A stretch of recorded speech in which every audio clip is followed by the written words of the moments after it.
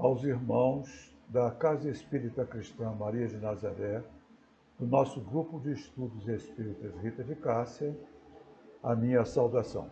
Meu nome é Mário Lama e você é responsável hoje pela condução do nosso estudo doutrinário da reunião pública. Ainda nesse formato de gravação, fruto ainda do nosso distanciamento social, e na torcida para que essa situação se resolva o mais rápido possível e para que possamos novamente estar reunidos na nossa casa, no nosso teto, no nosso convívio tão fraterno, olhando nos olhos uns dos outros, nos abraçando, como é de praxe em nossa instituição, como sempre nos acostumamos. Mas, enfim, ainda bem que temos essa tecnologia que nos ajuda e nos permite não estarmos tão afastados assim. É de praxe, na nossa casa, nós iniciarmos a nossa reunião com uma prece. Então, rogando a Deus nosso Pai, a Jesus nosso Mestre, as forças do bem, da paz e da luz, responsáveis pela divulgação da doutrina espírita, e também aos espíritos dirigentes de nossa instituição, o amparo e o sustento para a nossa reunião. Então, seja em nome deles, em nome de Jesus, mas sobretudo em nome de Deus, nosso Pai de amor e de misericórdia, possamos considerar iniciado essa nossa etapa de estudos de doutrina espírita. E o tema de hoje é um tema bastante instigante. Eu digo que todos os temas são importantes, afinal de contas, o conhecimento da doutrina espírita nos ajuda no nosso processo de fazer escolhas, no nosso processo de revisão de valores. Mas o tema de hoje, ele é da escala espírita, e que Kardec considera questão 100 em diante. E que Kardec tem uma consideração muito interessante.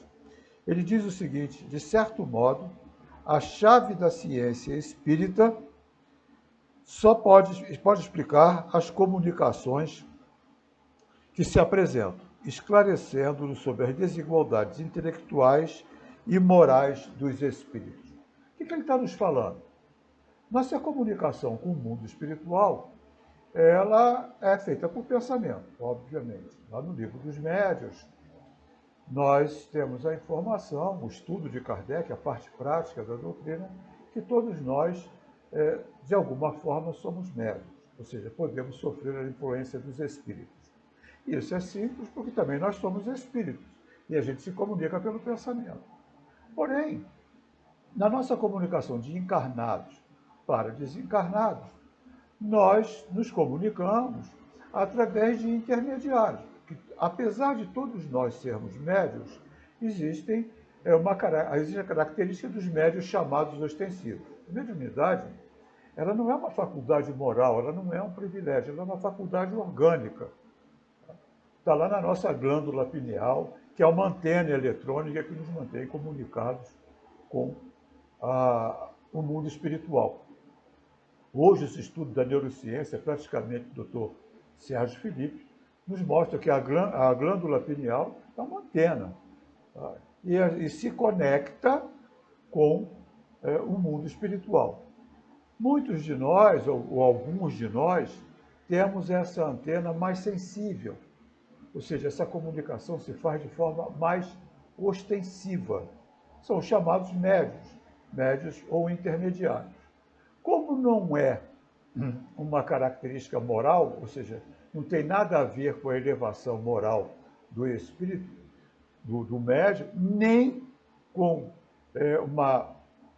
uma condição intelectual, as comunicações via médiuns necessitam de algum tipo de crivo, de algum tipo de avaliação, para que possam ser consideradas importantes ou serem levadas, me desculpe a redundância, em consideração. Nós não temos uma avaliação visual dos espíritos. Na avaliação visual e os estudos aí da programação neurolinguística e de outras ciências comportamentais, nós podemos fazer uma avaliação sobre a sinceridade daquele que está se comunicando conosco, até mesmo das suas condições intelectuais, possibilidades de nos dar algum tipo de informação. Imaginemos que nós estejamos numa viagem num país diferente ou numa cidade diferente, desconhecida, e que a gente queira uma informação. Certamente, nós vamos procurar pessoas que, pelo menos visualmente, nos dê uma certa segurança nessa informação. Um policial, até mesmo, de repente, um servidor do serviço público de limpeza, porque está ali por aquela região. São pessoas, uma pessoa num estabelecimento comercial, são pessoas que passam algum tipo de credibilidade. Quer dizer que não possam mentir? Claro que não. Mas são pessoas que nos passam credibilidade. Nós fazemos algum tipo de avaliação antes de absorver uma informação. Hoje a gente vive aí na época das fake news. As pessoas aceitando informações de qualquer lado. E repassando, o que é pior ainda. Nós, às vezes, não temos nem o cuidado de checar a origem das informações que nos chegam. E olha que como chegam informações. Muitas vezes até informações vindas de órgãos de imprensa, mas às vezes muito tendenciosas e que precisam passar pelo crivo da razão. Isso quando a gente já tem condições de avaliação visual. Agora, imagina, visual principalmente, né? Mas imagina, então, as comunicações com o mundo espiritual. O fato de ser um espírito desencarnado não coloca em condições melhores que quando era encarnado. Nem um pouco. Tá? Se era um ignorante, aqui, das realidades espirituais, porque às vezes pode ser um ignorante intelectualmente falando, no mundo material, vai ser um espírito desenvolvido dentro de uma situação encarnatória da sua necessidade. Não é pelo fato de não ter estudo que quando desencarna seja uma pessoa que não tenha condições de nos dar informações. Mas as pessoas alheias às realidades espirituais, quando desencarnam, espíritos que estão numa fase evolutiva mais baixa, eles não são confiáveis para se pedir uma informação do mundo espiritual. Kardec percebeu isso quando ele começou a sua investigação do mundo espiritual. Kardec não inventou mediunidade, Kardec não inventou comunicação espiritual.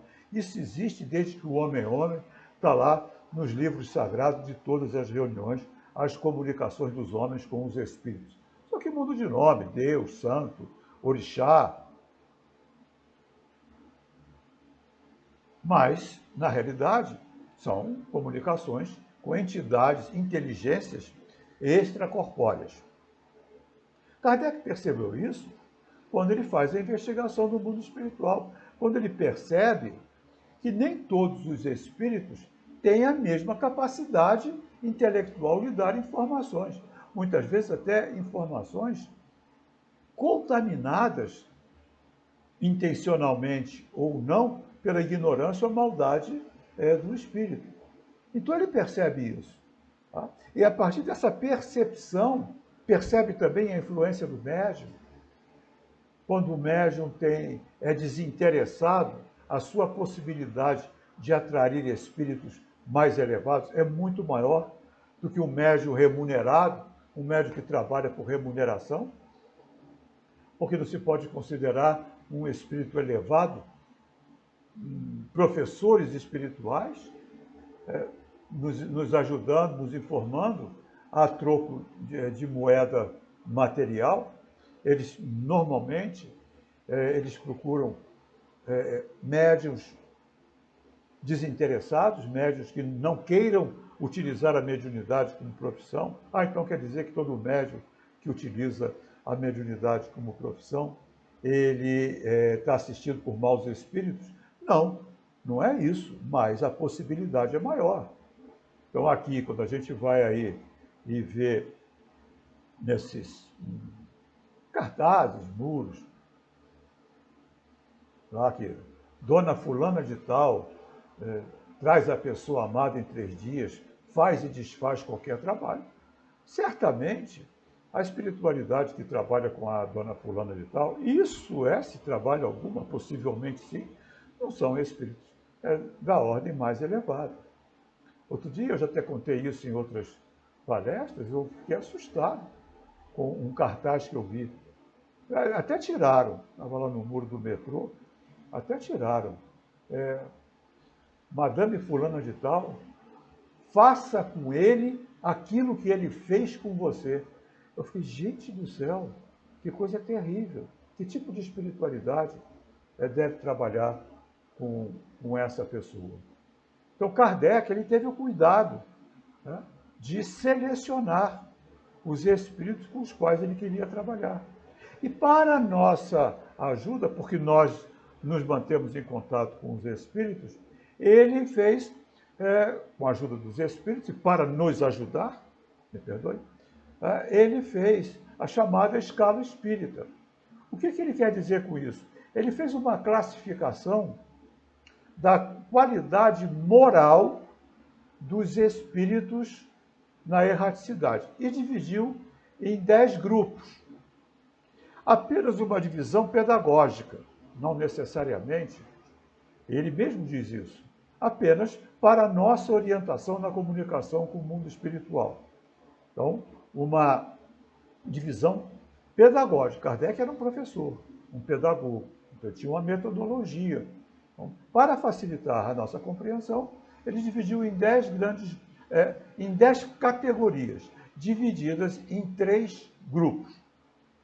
E isso ele chamou de escala espírita. E diz que ali está a chave do conhecimento da ciência espírita. Por que ele diz isso?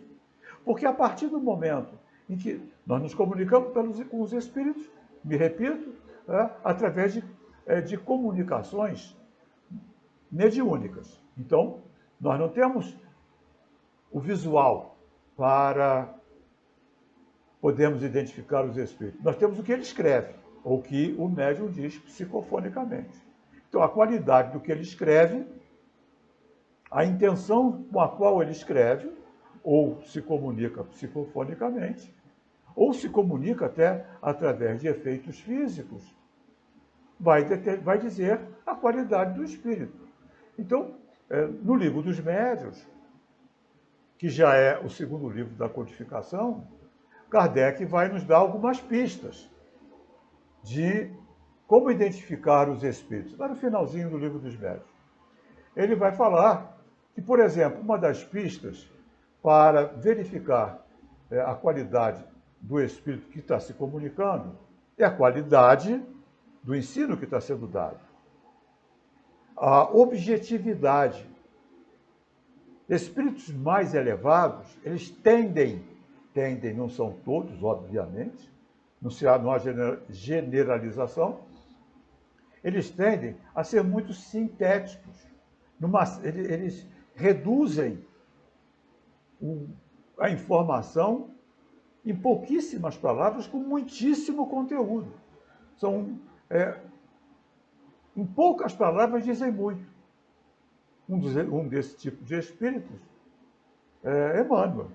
Quando a gente pega uma mensagem de Emmanuel, o mentor de Chico Xavier, a gente vai ver ali que numa curta mensagem tem tanto ensinamento, tanto conhecimento, pelo alto poder de síntese que tem Emmanuel. Um outro é Irmão José. Irmão José são livros pequenos, mensagens curtas, mas de uma síntese, direto ao ponto, sem prolixidade. E aí o que Kardec fala? Que a prolixidade é um sinal possível de falta de conteúdo. Porque se o espírito não tem conteúdo, ele recheia com uma montanha de lugares comuns. É uma forma de identificar a qualidade do espírito. Não é a única. Volto a me repetir, porque muitos espíritos de alta elevação, e aqui na escala espírita fala isso, nos espíritos, nos bons espíritos, eles carregam, porque não são perfeitos, eles carregam as suas manias. Então, se o espírito tem mania de ser prolixo, mesmo ele sendo bom, ele vai continuar prolixo. Se ele tem mania de usar palavras complicadas, ele vai continuar usando palavras complicadas. Porque é a mania do espírito, é o hábito dele. Tá? Às vezes sotaque, às vezes regionalismos, ele carrega isso. Isso não é sinônimo de inferioridade, apenas de que são espíritos que levaram para o mundo espiritual ainda alguns resquícios das suas encarnações anteriores. A gente vai ver muito dentro da doutrina espírita, muito linguajar ligado ao catolicismo, de onde muitos dos espíritos da codificação são oriundos.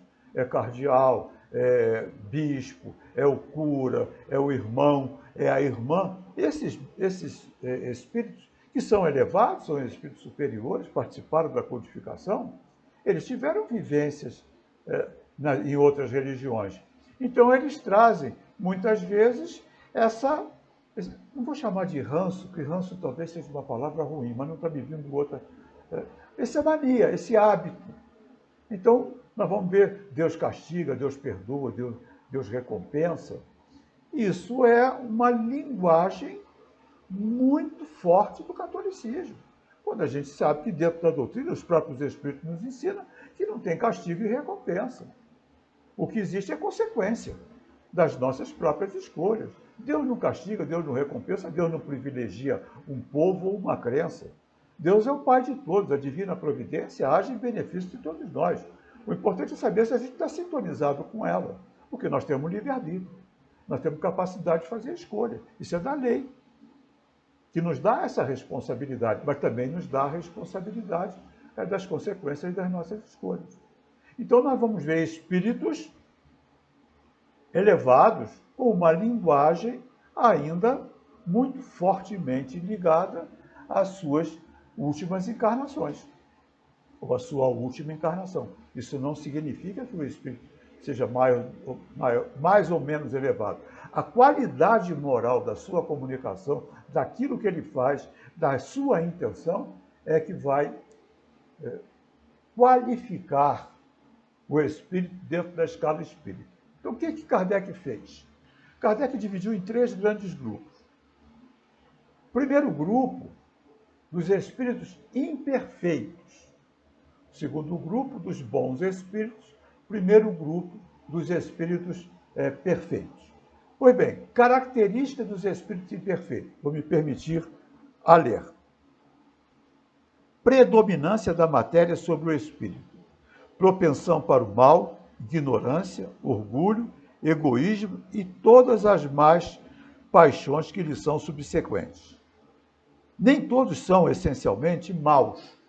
Em alguns há mais leviandade, inconsequência e malícia do que verdadeira maldade. Uns não fazem o bem nem o mal, mas simplesmente por não fazerem o bem, denotam sua inferioridade. Seus conhecimentos sobre as coisas do mundo espírita são limitados, e o pouco que sabe se confunde com as ideias e os preconceitos da vida corporal. Olha que coisa curiosa. Então, todo espírito que... E aí nós podemos ver encarnado e desencarnado. E aí a doutrina espírita é uma doutrina também, essencialmente de autoavaliação. Então, propensão para o mal. Propensão para o mal. Mas o que é o mal? O mal é tudo aquilo que se afasta da lei de Deus. Então, o egoísmo, o orgulho, a vaidade, o interesse pessoal prevalecendo sobre o interesse coletivo, sempre será o mal. Não quer dizer que o espírito seja intencionalmente malvado, faça o mal, cause dor, sofrimento, prejuízo a alguém. É a sua forma de fazer escolhas na vida. Tem um ditado que diz, farinha pouca, meu pirão primeiro. E isso é a importância da matéria em detrimento do seu crescimento espiritual. Todo espírito, seja ele encarnado ou desencarnado, que tem visão predominantemente material e pouca visão espiritual, ele é um espírito inferior. São chamados espíritos imperfeitos. A matéria é mais importante que a sua evolução espiritual. A gente não vê isso aqui numa autoanálise. E aí essa informação é tão importante para a nossa autoanálise. Numa autoanálise, o nosso modelo comportamental é mais voltado para as questões materiais ou para as questões espirituais? Ah, você quer dizer que as questões materiais não são importantes? Não, eu estou falando de prioridade. Quando elas se chocam, onde é que está a nossa prioridade? Na matéria ou na elevação espiritual? Quando bate a imperfeição, quando bate a tentação, que a tentação bate nas imperfeições, onde é que está a nossa prioridade? Mundo material ou evolução espiritual? Então, propensão para a matéria é uma característica de espíritos imperfeitos. É uma característica de espíritos imperfeitos. E aí nós vamos ver, muitas vezes, estou acompanhando a hora para não passar, aí nós vamos ver, muitas vezes, até religiosos, até sacerdotes de várias correntes religiosas, até mesmo dentro do nosso meio. O espírita não é melhor do que ninguém, ele apenas tem uma corrente de pensamento, uma informação que o ajuda a se tornar melhor. Agora, se ele vai se tornar melhor ou não, é uma outra história. A gente vai ver quanto orgulho, quanta vaidade, quanta tendência até para a corrupção, para o desvio nas questões morais, para o abuso das suas posições com relação àqueles que lhes procuram.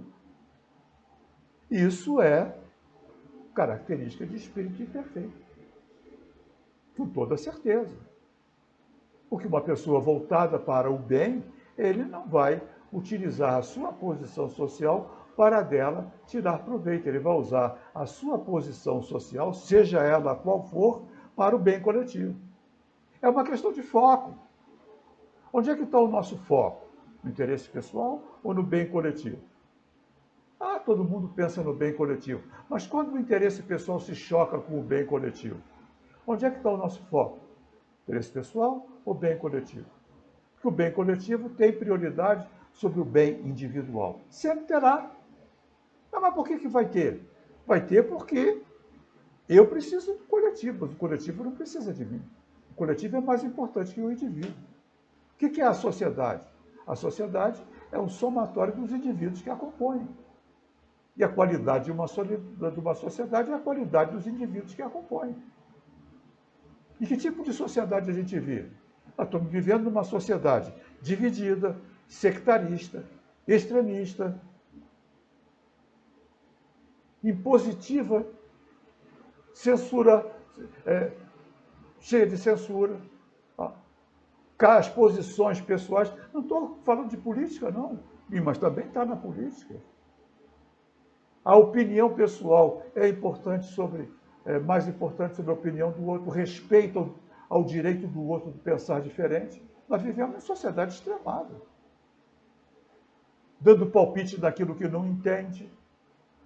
Ao invés de aprender, nós nos tornamos mentores e ditadores da conduta do outro, ao invés da autoavaliação. Nós olhamos para o outro que pensa diferente de nós como um inimigo e não como um adverso, porque o adverso é uma coisa curiosa. O adverso é o que ele nos dá informações sobre aquilo que nós não estamos vendo. Ele pensa de forma diferente. Adverso, ele olha pelo outro lado. E a opinião do adverso é extremamente importante para agregar valor à minha opinião.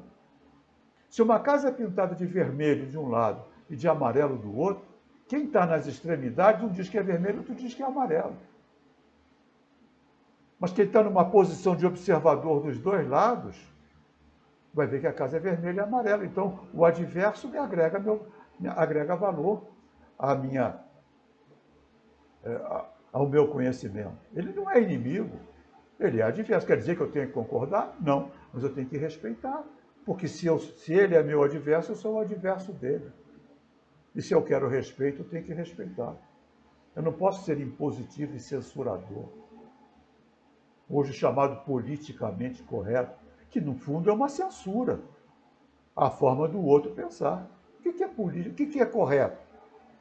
O que a gente diz que é correto? Correto, por que é correto? Na minha avaliação. Mas pode ser que não seja correto na avaliação do outro. E eu tenho que respeitar a forma de pensar do outro. Não há outra forma de viver em comunidade. Porque a comunidade é mais importante que o indivíduo, eu volto a me repetir.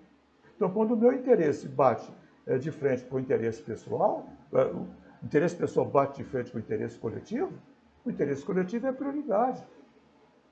E isso os bons espíritos percebem. Porque é a prioridade. O que diferencia um espírito imperfeito do espírito, do bom espírito? Não é a capacidade intelectual, longe de ser. Ainda que dos mais elevados também seja. Mas o que diferencia é foco. O espírito imperfeito tem foco na matéria, predominância de foco na matéria. Por isso o mal. Os bons espíritos, eles têm predominância no bem que eles podem produzir. É diferente. Eles vão olhar para o bem que eles podem produzir. Os outros vão, e os espíritos imperfeitos, vão olhar para o bem que eles podem tirar proveito para si. Foco na matéria. Existe um médico do século passado, bastante conhecido, chamado Dr. Albert Schweitzer. O Dr. Albert Schweitzer, ele era, na juventude, um pianista, um exímio pianista clássico. Jovem, com uma carreira imensa pela frente. E aí, Dr. Albert Schweitzer, garoto, novo, rapaz, leu numa revista sobre uma doença que estava dizimando uma comunidade na África subsaariana. Aquilo tocou ele profundamente, profundamente. E o que ele faz? Bom, ele sabia tocar piano. E se tocar piano ajuda para uma tribo que está sendo dizimada por uma doença? Nada.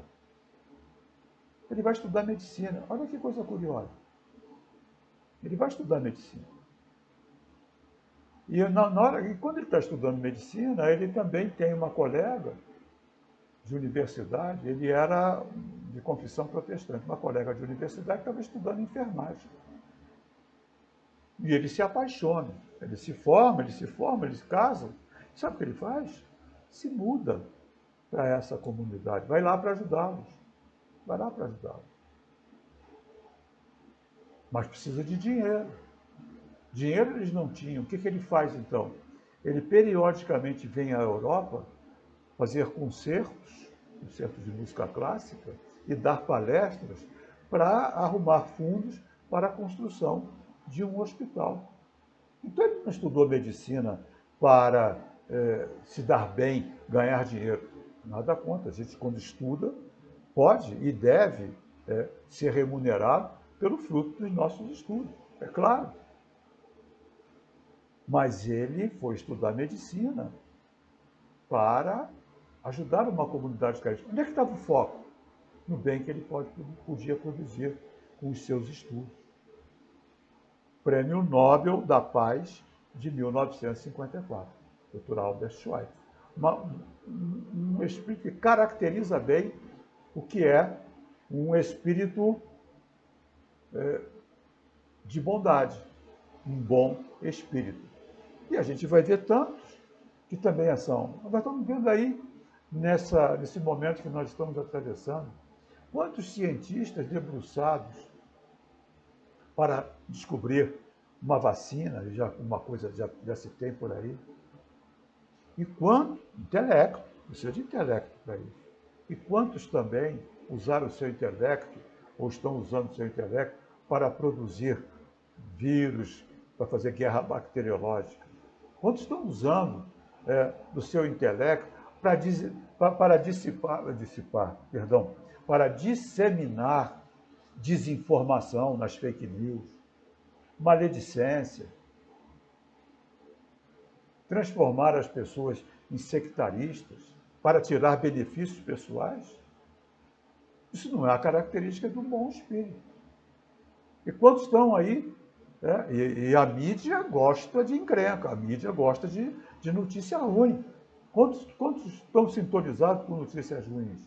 Será que não está acontecendo nada de bom nessa humanidade? Será que essas pessoas, voluntários, será que esses missionários da medicina, da enfermagem, dos serviços gerais, que estão se expondo ao vírus, não mereceriam mais destaque do que a desgraça, do que aqueles que querem o quanto pior, melhor? Mas isso é foco da sociedade, talvez porque as notícias ruins vendo melhor ou vendo mais do que as notícias boas. Isso é uma característica de uma sociedade imperfeita e de uma sociedade composta por espíritos imperfeitos. Mas mesmo dentro desses espíritos imperfeitos, nós temos uma gradação.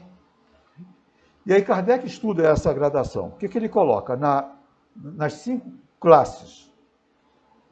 Espíritos impuros, é a 10ª classe, são inclinados ao mal e dele fazem objeto de suas preocupações. Seja encarnado ou desencarnado.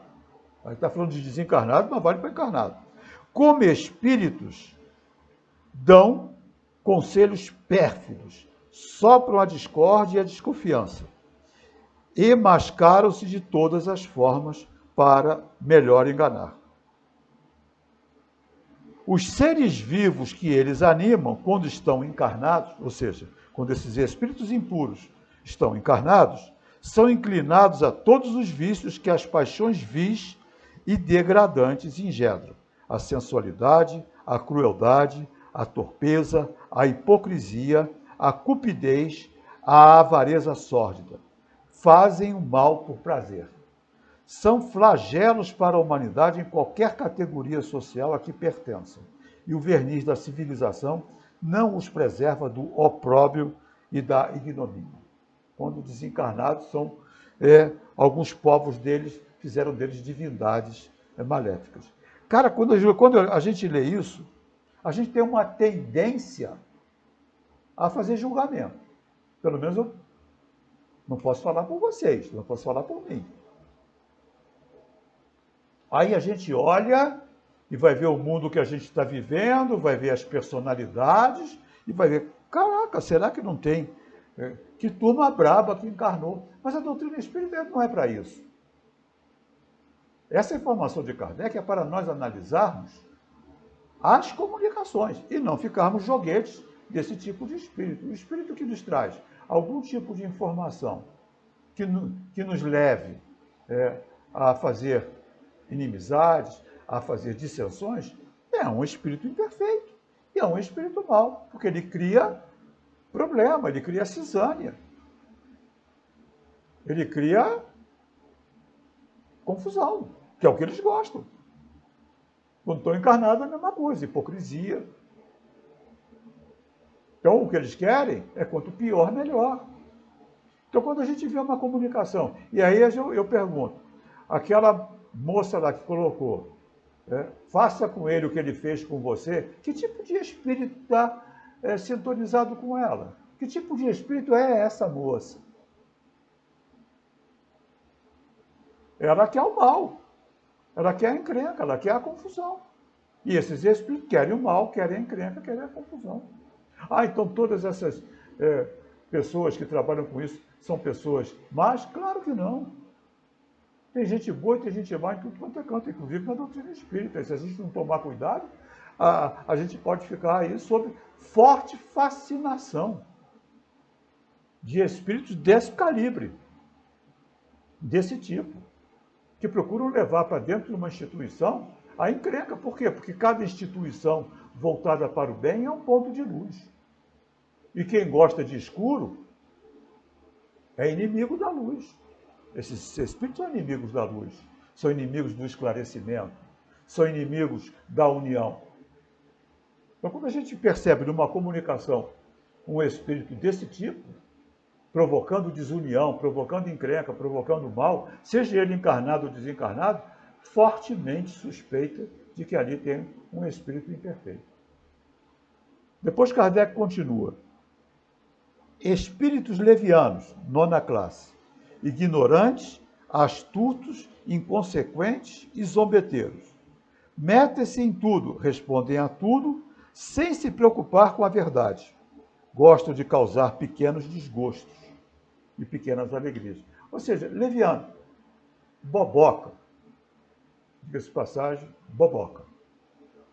Gosta daquelas brincadeirinhas idiotas. Lembra quando a gente estuda? Bom, eu já estou numa idade que eu não vou falar no meu tempo, porque eu continuo no meu tempo porque eu estou vivo, tá? Mas na minha época de estudante, tinha umas brincadeiras bobocas, botar rabinho nos outros. Até hoje tem pessoa que faz chifrinho quando vai tirar fotografia. Eu fico pensando, aí deve ter um espírito meio estranho aí, né? Meio leviano. Você vai tirar uma fotografia, vem o outro por trás e bota chifrinho. Pô, que falta do que fazer? Que brincadeira boboca. Né? É um espírito leviano. Gosta dessas bobageiras, né? Gosta dessas zombeteiros, aqueles espíritos que metem-se em tudo, respondem a tudo, sem se preocupar com a verdade. A gente está vivendo um mundo desse. Quantos especialistas nós temos aqui em vacina e em vírus? Todo mundo fez faculdade mesmo de infectologia, todos nós somos pesquisadores da microbiologia, né? Porque o que tem de gente entendendo e dando pitaco e palpite, youtuber de cabelo vermelhinho dando pitaco em vacina. Para mim, não passa de um espírito leviano. Desculpe aí quem gosta do carinha lá. Tá? Oitava classe, espíritos pseudo-sábios. Esses são os perigosos. Porque os outros a gente vê pela qualidade deles, que grande coisa não é. O pseudo-sábio é um perigo. Por quê? Porque ele é sábio. Só que ele é sábio, mas não sabe tudo. E é sistemático. Mas muitas vezes não se percebe isso. E eles gostam muito de se filtrar onde existe estudo, onde existe conhecimento, para impor as suas ideias. E nossas instituições são instituições de estudo. Então é muito cuidado com as avaliações desses espíritos, porque não é todo espírito desencarnado que é espírita.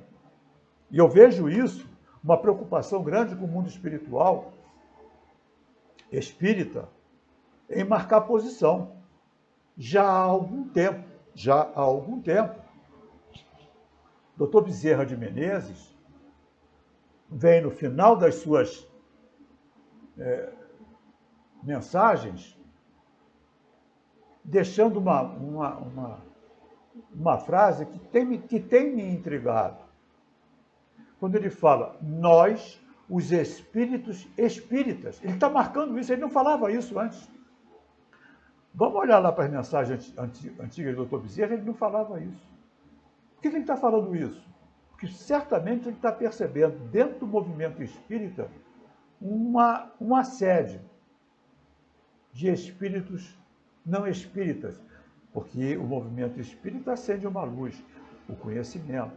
E o conhecimento nos torna críticos, nos torna avaliadores. Mas é importante buscar o conhecimento onde ele está. E não em qualquer lugar. Não é o simples fato de ser uma comunicação mediúnica que aquilo é uma verdade. Kardec mesmo fala isso. Tomar cuidado com isso. O controle universal da doutrina. Uma informação para ser colocada dentro da doutrina, ela tem que vir de várias partes, por vários médios, e serem coincidentes. Caso contrário, é a opinião de um espírito. E a opinião de um pseudo-sábio, ela é demolidora se ela for levada a sério dentro de uma instituição. Olha o que Kardec nos fala. Seus conhecimentos são bastante extensos, porém acreditam saber mais do que realmente sabem. Tendo realizado alguns progressos sob diversos pontos de vista, a linguagem deles possui um caráter sério, que pode enganar sobre suas capacidades e suas luzes. Mas, em geral, isso não passa de um reflexo dos preconceitos e das ideias sistemáticas da vida terrestre. É uma mistura de algumas verdades a erros, os mais absurdos, por entre os quais manifestam-se a presunção, o orgulho, o ciúme e a teimosia do que não puderam despojar-se. E aí a gente fica, então nós somos um joguete? Não, nós não somos um joguete. Porque nós temos a doutrina espírita, nós temos o livro dos médiuns, nós temos a forma de identificar os espíritos, basta estudar. Então o que os espíritos nos dizem? Não se incomodam, o bom espírito não se incomoda nunca de ser questionado. Nunca. Porque ele sabe que o questionar é uma forma da gente avaliar a qualidade da comunicação. O espírito Erasto, discípulo de Paulo, Paulo de Tarso, ele, participante ativo da codificação, lá no livro dos médiuns, ele tem uma mensagem muito interessante. O que ele diz? Olha só, duas informações fantásticas na mesma mensagem. Na dúvida, abstente. Ou seja, a gente pode ficar em dúvida.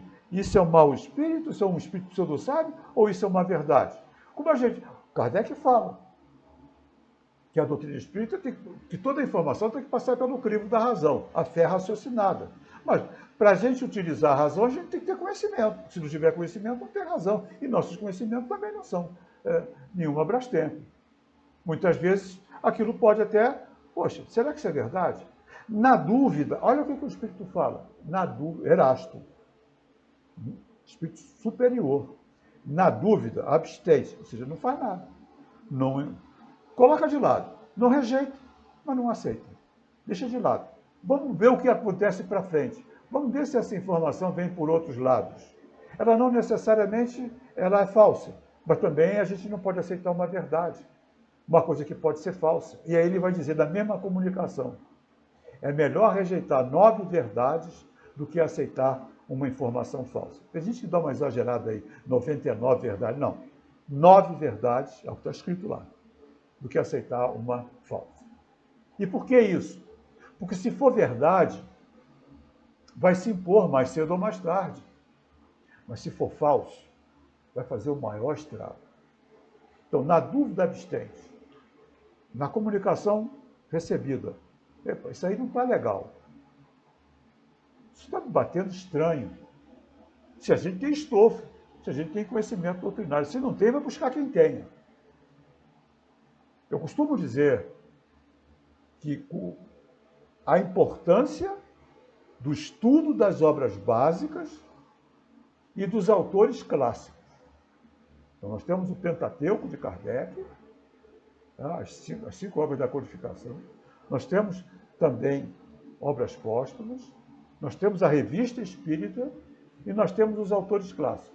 Leon Denis, Delane, Flammarion, Bozano. Pô, eu vou ter que ler isso tudo. Se você quiser ter conhecimento da doutrina, sim.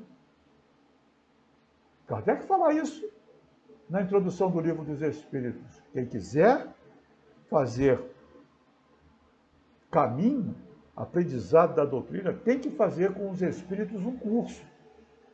Tem que se dedicar ao estudo. Por isso a casa se dedica ao estudo. Mas por que eu tenho que estudar tanto? Para formar senso crítico. Porque se a gente não tem estudo, não forma senso crítico. Qual o senso crítico dessas pessoas que estão falando de vacina sem nem terem terminado o ensino médio? Nenhum. É palpite. Puro palpite. Então a gente precisa formar senso crítico. Onde é que está a formação do senso crítico?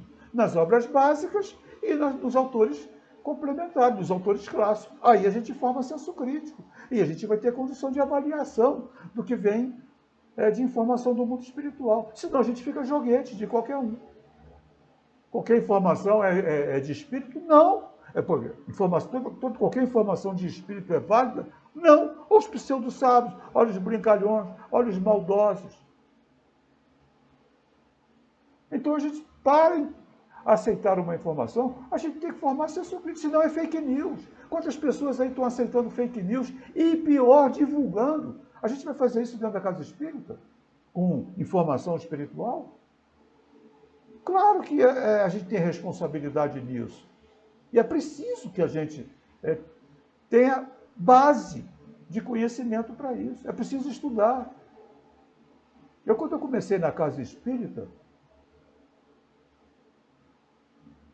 já vai um bom tempo atrás, mais de 30 anos, Uma das minhas primeiras tarefas foi ficar na livraria. Nosso centro era pequeno, a livraria era sala comercial. A livraria ficava na antessala, onde seria a sala da secretária, na antessala, era pequeno.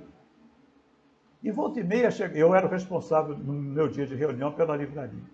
E volta e meia chegava uma pessoa e perguntava, eu conheço um fulano, alguém, você recomenda um livro para essa pessoa? Eu falei, claro. Qual? Livro dos Espíritos. Pô, mas logo esse? Você quer o quê? Você quer romance? Vai virar obra de ficção. Ou a pessoa conhece Espiritismo, ou então você leva qualquer um aí.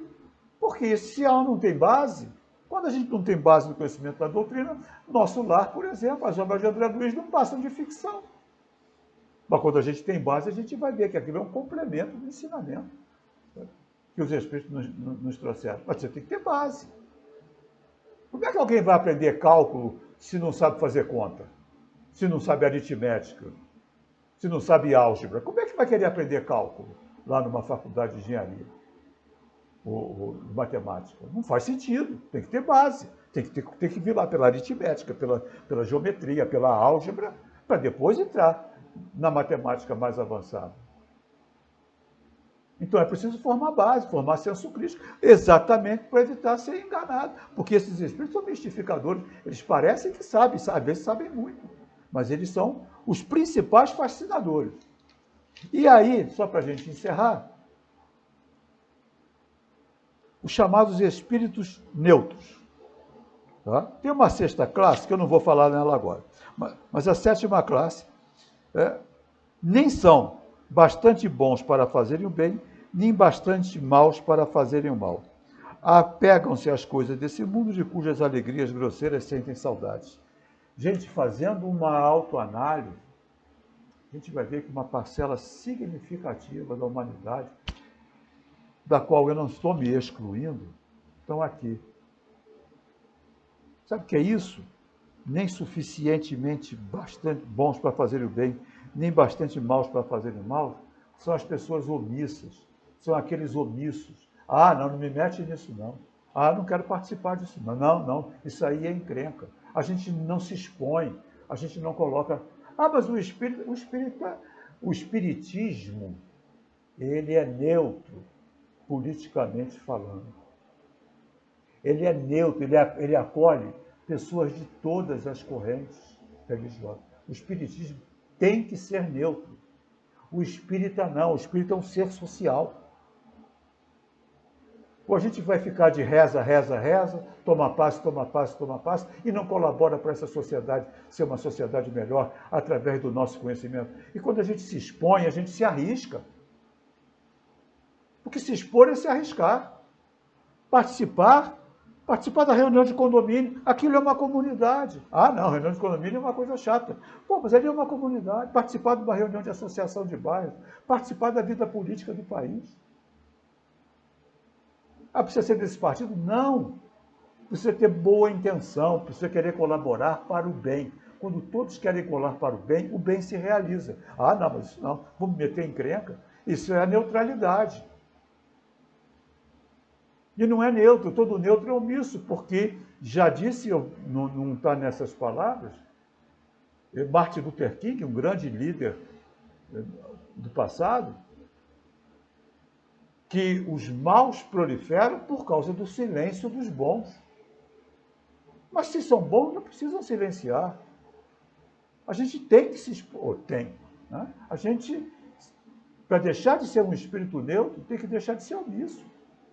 A omissão é um pecado cavernoso. Fechando, um dos meus mais queridos amigos e orientadores dentro da doutrina espírita, já desencarnado, ele uma vez me disse uma coisa que sempre marcou muito a minha trajetória. Eu sempre me lembro dele quando ele me disse isso.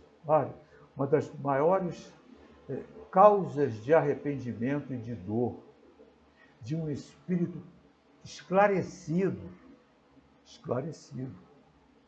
quando ele desencarna, uma pessoa quando desencarna, é ver o bem que ele poderia ter feito e não fez, o quanto ele foi omisso.